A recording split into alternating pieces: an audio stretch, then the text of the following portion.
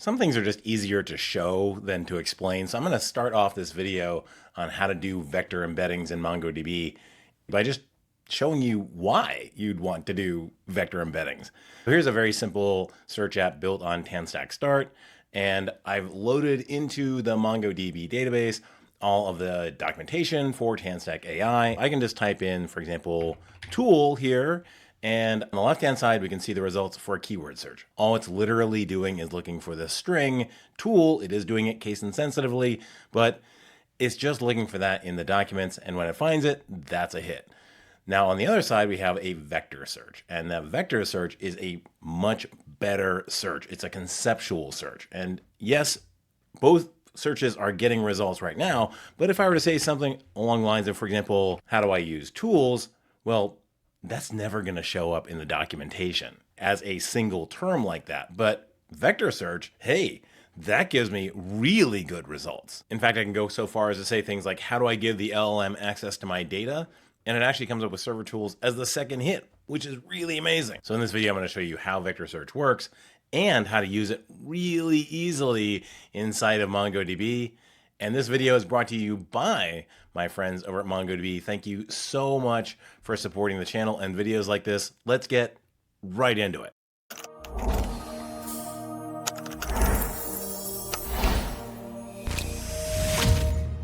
All right, let's start off with how vector search actually works. We got this little figure here in Draw.io, and it shows a little Cartesian graph that has different terms in it. For example, server and tool and server tool, chat, bot, and text. And you'll notice that the terms that are related are close to each other in kind of groupings or clusters. And that clustering is really important because now when I have something like tool, I know that it's close conceptually to server tools. So if I were to say query on tool, I would find things like server and server tool, but I might not find things like bot, chat, and text, which is good because what we're doing is we are comparing the embeddings and the distance between the embeddings. So what's an embedding? An embedding is an array of coordinates, or in this case, vectors.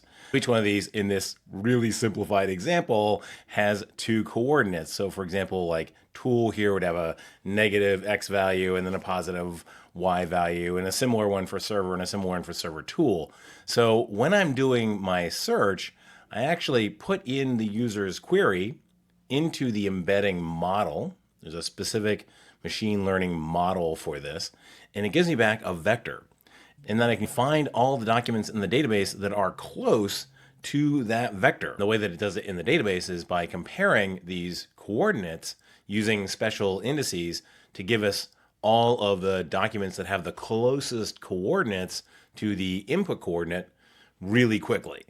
And the reason that they're using special indices is because these embeddings aren't ever an array of two numbers. They are an array of thousands of floating point numbers. Now there's been a lot of work put into that, and MongoDB has very good indices for doing this type of lookup really, really fast. So now that we understand how vectors work and how a vector search works, let's talk about how to do it inside of MongoDB. The real magic happens over here in Create Index, where I'm attaching to my local MongoDB instance on localhost, and then I'm creating a new index. That index is named docs_auto-embed, and it is a type of vector search. Within that index, there's a type of auto-embed attached to the content. Every markdown that I get from TanStack AI, I'm going to bring into Mongo as a document, and in that document, it's going to have a content field. That content is going to have the content of that markdown, and by putting this index on there that says type auto-embed, it's going to automatically do the embeddings on that content. This is really cool because doing embeddings has been a very manual process. In fact, it often involved three different moving parts. One would be a vector database, one would be the database of the content, and then the third would be the auto-embedding model. And what MongoDB has done is basically bring that kind of all together in one piece, although there is this VoyageAI system, which is related to MongoDB. We can take a look at that right now. This is the VoyageAI site, And in order to use this service, you need to log in, create an account, and then get an API key. Then you can just give it over to MongoDB as part of the environment.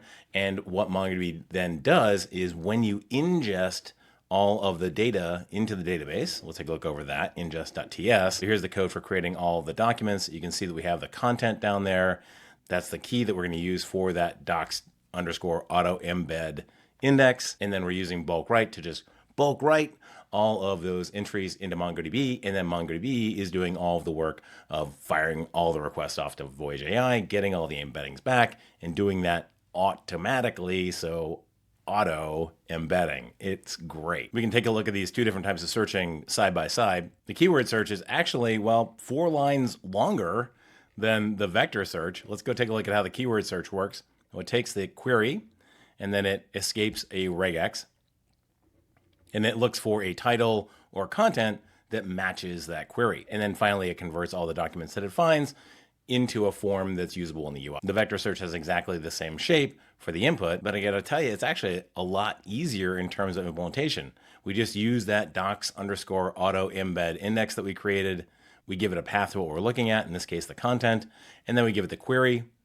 And the reason that you give it that Voyage 4 model now is because you actually have to go and take that query, run the embedding model on the query to get that embedding coordinate, and then that's what you use to do that indexed lookup to go and find the documents that match that query. After that, we do the coercion of the documents that we find into a shape that's good for the UI to display. Now let's talk about one more thing, which is to use this embedding model inside of an LLM chat. If I go back to my test app, which is of course available to you for free on GitHub, and a link in the description right down below, I can click on the chat link and have a Tanstack AI built chat. And then I can ask it, for example, how do I use server tools in Tanstack AI? And now the AI is doing a search docs tool request against the application. That search docs tool is in turn using the embeddings to go and find the right documents to inform the LLM so that the LLM can then give us the right answer. This is why embeddings are actually more important than ever, because LLMs need to do things like use agentic memory. Agentic memory is based on vector search, where you use a vector search to find the memories that are related to the query that the customer is putting in. So actually, embeddings and auto embedding like this are becoming incredibly important features for your database. All right, I hope this helps you understand more about embeddings and how they work inside of MongoDB. Thanks again to the folks over at MongoDB for supporting this video. In the meantime, if you have any questions or comments, be sure to put that in the comment section right down below. And if you like the video, please hit that like button. If you really like the video, hit the subscribe button and click on that bell and you'll be notified the next time a new Blue Collar Coder comes out.